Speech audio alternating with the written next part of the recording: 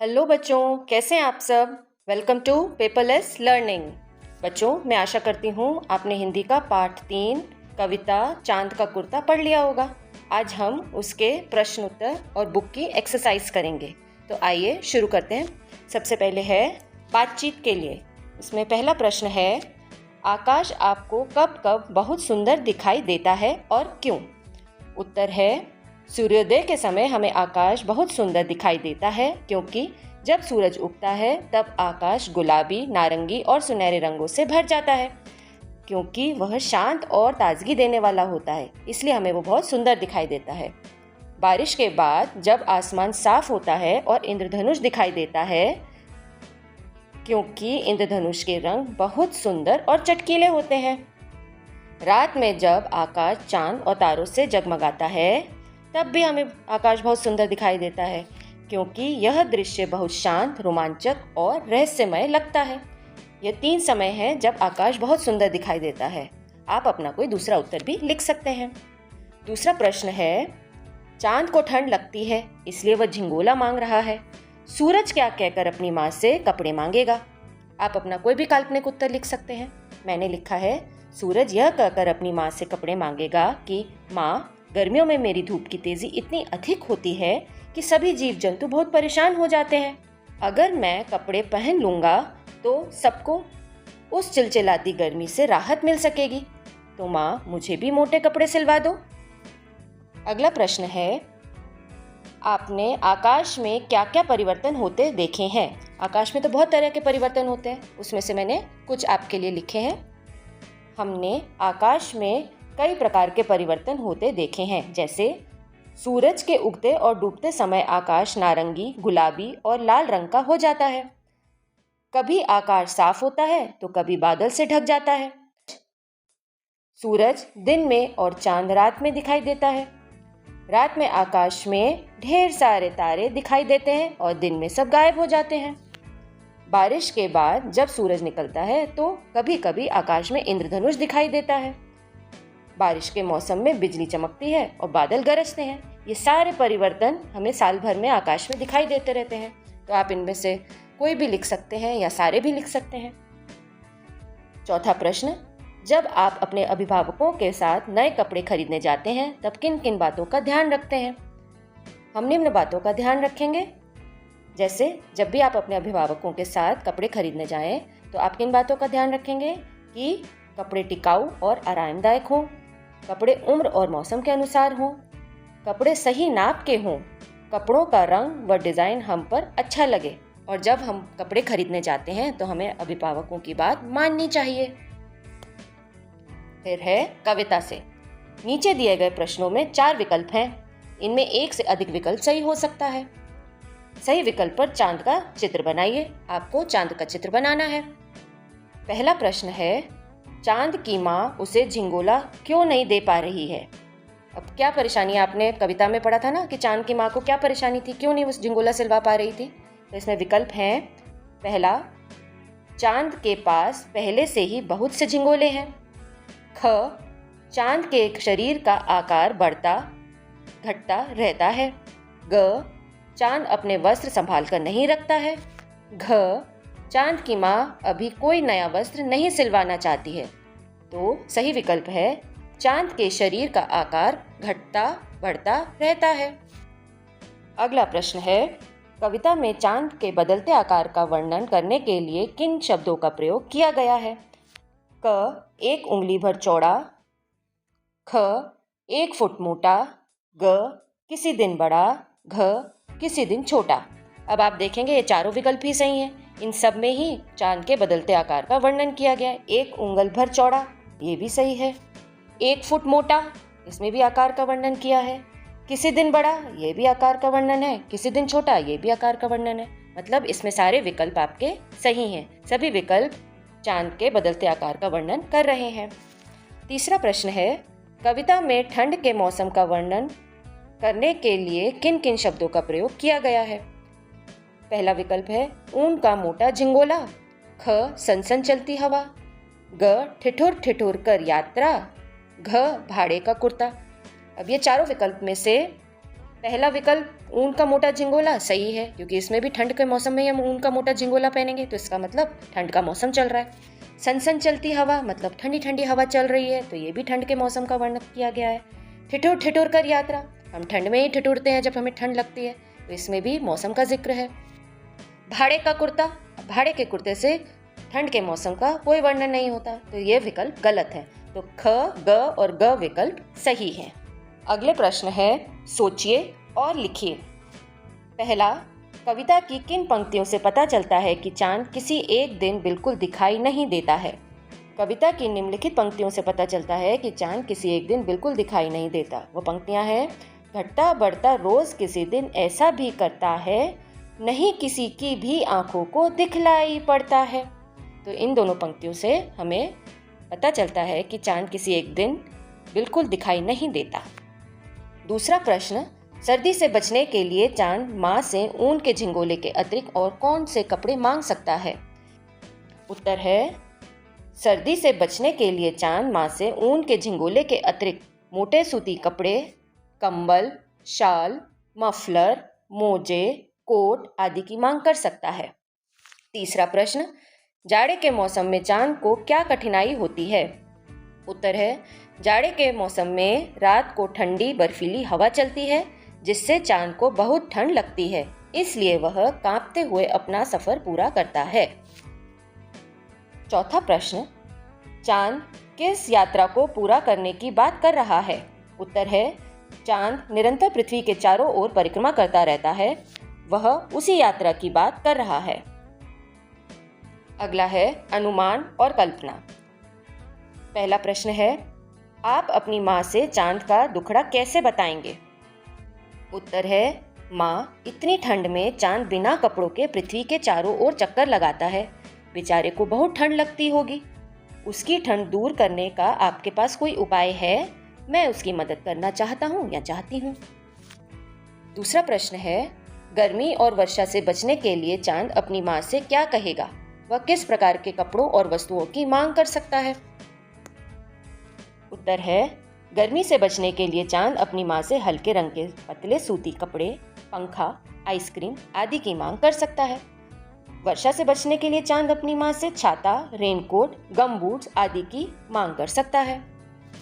तीसरा प्रश्न, चांद ने अपनी माँ से कुर्ता किराए पर लाने के लिए क्यों कहा होगा? उत्तर है, चांद ने अपनी माँ से कुर्ता किराए पर लाने के लिए इसलिए कहा होगा क्योंकि उसे लगा होगा कि विभिन्न नाप के कपड़े सिलवाने में बहुत समय और पैसा लगेगा, इसलिए वो नहीं चाहता होगा कि माँ का बहुत अधिक पैसा लगे उसके कपड़ों पर और समय भी अधिक लग जाए। ऐसा ना हो कि सर्दी निकल जाए तब तक उसके सारे कपड़े ना बन पाए, तो इसलिए वो चाहता था कि कुर्ता किराए पे ही ले ले। चौथा प्रश्न, यदि माँ ने चांद का कुर्ता सिलवा दिया होता तो क्या होता? यहाँ दो विकल्प हैं कि यदि माँ एक ही नाप का कुर्ता सिलवाती तो क्या होता, और यदि माँ हर नाप का कुर्ता सिलवाती तो क्या होता। तो आइए देखते हैं। यदि माँ हर नाप का कुर्ता सिलवाती तो बहुत समय और पैसा लग जाता, और यदि माँ एक ही नाप का कुर्ता सिलवाती तो वह एक ही दिन चांद को फिट आता, बाकी दिन कभी कुर्ता तंग कभी ढीला आता, जिससे उसे पहनने में बहुत परेशानी होती। अगला है, भाषा की बात। पहला प्रश्न है, सनसन चलती हवा रात भर जाड़े से मरता हूँ। कविता की इन पंक्तियों में भर शब्द का प्रयोग किया गया है। अब आप भर की सहायता से 5 वाक्य लिखिए। अब आपके वाक्यों में भी भर शब्द का प्रयोग होना चाहिए। पहला है, आज दिन भर धूप निकली रही। दूसरा वाक्य है, छुट्टियों भर हम घूमते रहे। तीसरा, आज मेरे घर में कप भर दूध न था। चौथा, माँ ने प्यार से थाली भर खाना परोसा। पांचवा, रात भर मैं करवटें बदलती रही। ये 5 वाक्य हैं। इसके अलावा आप अपना कोई दूसरा वाक्य भी बनाकर लिख सकते हैं। फिर दूसरा प्रश्न है, नीचे दिए गए वाक्य को देखिए। ठिठुर ठिठुर कर किसी तरह यात्रा पूरी करता हूँ। अपनी बात पर बल देने के लिए शब्दों का प्रयोग 2 बार करते हैं। अब आप ऐसे 5 वाक्य बनाइए जिसमें 2 बार शब्दों का प्रयोग हुआ हो। तो पहला वाक्य है, जोर जोर से बोलो। दूसरा, मैं सो सोकर थक गया। तीसरा, बोल बोल कर याद करो। चौथा, तुमने रो रो कर अपनी आंखें सुजा ली। 5वां, बैठे बैठे आंख लग गई। अब नेक्स्ट है तीसरा प्रश्न। नीचे दी गई कविता की पंक्तियों में संज्ञा, सर्वनाम, विशेषण और क्रिया पहचान कर उन्हें दिए गए स्थानों में लिखिए और उनका वाक्यों में प्रयोग कीजिए। पहली पंक्ति आपको दी गई है करके, आप उसको पहले देखिए। हटकर बैठा चांद एक दिन माता से यह बोला। इसमें संज्ञा है हट, चांद, दिन और माता, ये सारी संज्ञा है। सर्वनाम है यह, विशेषण एक, क्रिया कर बैठा और बोला। अब नीचे दी गई पंक्तियों को आपको करना है। पहली पंक्ति है आसमान का सफ़र और यह मौसम है जाड़े का। अब इसमें संज्ञा क्या है? आसमान और मौसम, ये दो संज्ञा है। और सर्वनाम है यह। विशेषण, विशेषण क्या है? जो संज्ञा की विशेषता बताए। अब जाड़े का मौसम है तो मौसम की विशेषता क्या है? वो जाड़े का है, तो इसलिए विशेषण है जाड़े का। और इसमें क्रिया है सफ़र। दूसरा है सिलवा दो माँ मुझे ऊन का मोटा एक झिंगोला। अब इन पंक्तियों में संज्ञा है माँ, ऊन, झिंगोला। अब सर्वनाम है मुझे और विशेषण एक मोटा, क्योंकि ये झिंगोला की विशेषता बता रहा है। क्रिया है सिलवा दो। अगला वाक्य है ठिठुर ठिठुर कर किसी तरह यात्रा पूरी करता हूँ। अब इसमें ठिठुर और यात्रा संज्ञा है। सर्वनाम यहाँ कोई भी नहीं है, क्योंकि संज्ञा के स्थान पर आने वाला यहाँ कोई शब्द नहीं दिख रहा, इसलिए सर्वनाम कोई नहीं है। अब विशेषण किसी तरह, क्रिया है पूरी करता हूँ। नेक्स्ट है चांद का झिंगोला। पहला है मान लीजिए कि चांद झिंगोले के लिए माँ, कपड़े के दुकानदार और दर्जी से संवाद करता है। बातचीत के कुछ अंश नीचे दिए गए हैं, आप उन्हें आगे बढ़ाइए। आप संवाद अपनी मातृभाषा में लिख सकते हैं। तो संवाद है, अभी संवाद है चांद और माँ के बीच में। चांद कह रहा है माँ मुझे बहुत ठंड लगती है, मेरे लिए एक मोटा झिंगोला सिलवा दो। माँ तुझे सच में ठंड सताती होगी, लेकिन एक समस्या है। चांद कहता है समस्या? कैसी समस्या माँ? माँ कहती है तेरा आकार तो प्रतिदिन बदलता रहता है, कभी छोटा, कभी बड़ा, कभी एकदम गायब। मैं कैसे नाप लूं? चांद सोचकर अरे हाँ, लेकिन फिर भी कोई तो उपाय होगा। अब इसके आगे आपको पूरा करना है। माँ कहेगी चलो कोई ऐसा कपड़ा ले आते हैं जिसका झिंगोला तुम्हें हर दिन आए। चांद वाह, यह उपाय तो बहुत अच्छा है। माँ आओ कपड़ा खरीदने कपड़े वाले के पास चले। चांद कहता है चलो माँ। फिर संवाद है चांद और कपड़े के दुकानदार के बीच में। चांद कह रहा है दुकानदार जी मुझे एक गरम कपड़ा चाहिए जिससे मेरी सर्दी दूर हो जाए। दुकानदार कहते हैं अवश्य, कितने मीटर चाहिए? चांद यही तो समस्या है, मैं कभी छोटा होता हूँ कभी बड़ा, आप ही बताइए कितने मीटर लूँ? दुकानदार हंसकर अरे छोटू चांद, जब आपका नाप ही तय नहीं तो कपड़ा कैसे दूँ? पहले नाप तो तय करके आओ। फिर अब आपको इसके आगे का संवाद लिखना है। चांद कहता है आप ऐसा करें, मुझे कोई ऐसा कपड़ा दें जो मुझे हर दिन आ जाए। दुकानदार हाँ, मेरे पास एक खिंचावदार कपड़ा है। चांद अरे वाह दुकानदार, यह लो। चांद कहेगा धन्यवाद।